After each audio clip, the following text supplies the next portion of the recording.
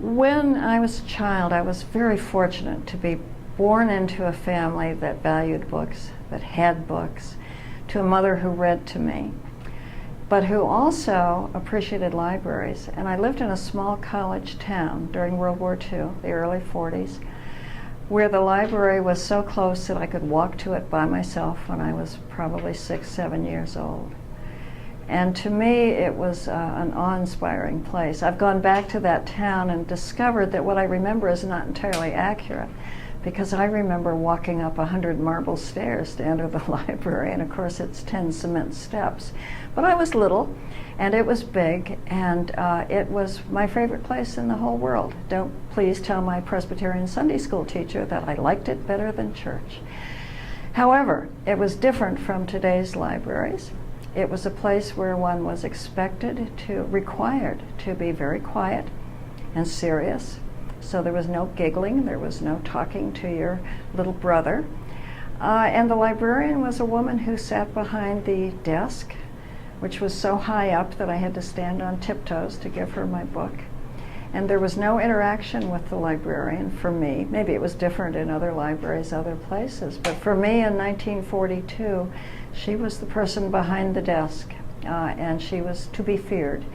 And what I feared most was having her turn suddenly and say, shh. But nonetheless, I loved the library, and I loved her for being part of it. And it was a very important part of my childhood. Then I grew up.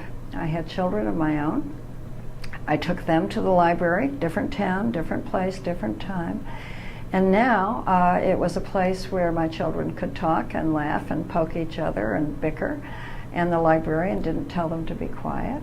And now beyond that, because now I have grandchildren, who are, my youngest grandchildren are 13 and 15, it's more so now, more a friendly place, a place.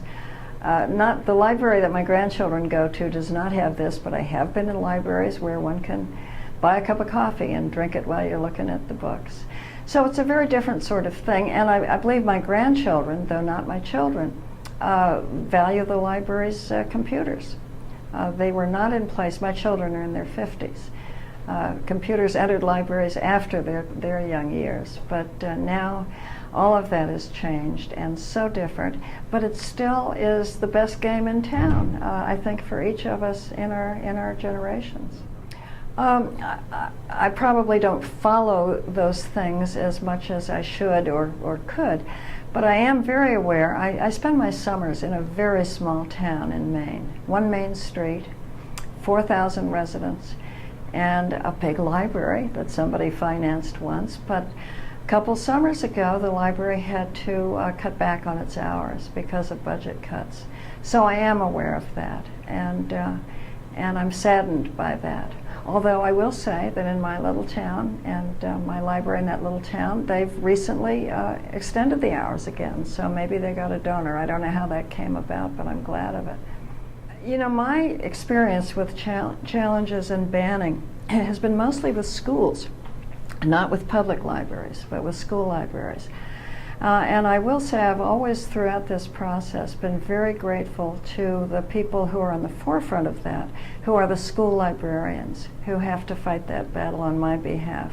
Every now and then I'm called in to write a letter to the newspaper or make a statement if there's been an attempt to ban a book by me, but I'm not out there day by day doing that battle, and it is the librarians who fight that, and I've never known of one who capitulated.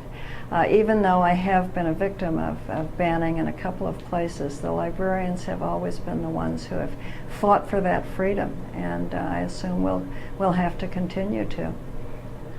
I have set aside what I'm currently working on because I've been so involved with the making of this movie that it's distracted me. It's been a welcome distraction because it's fun to do something that you're not used to doing and to learning about a new way of doing things. But after the movie is out, I will go back to my desk and take up what I left set aside, and I'm not going to talk about what it was, because I find if I talk about something in progress, it disappears in the talking, and it's hard to go back to it.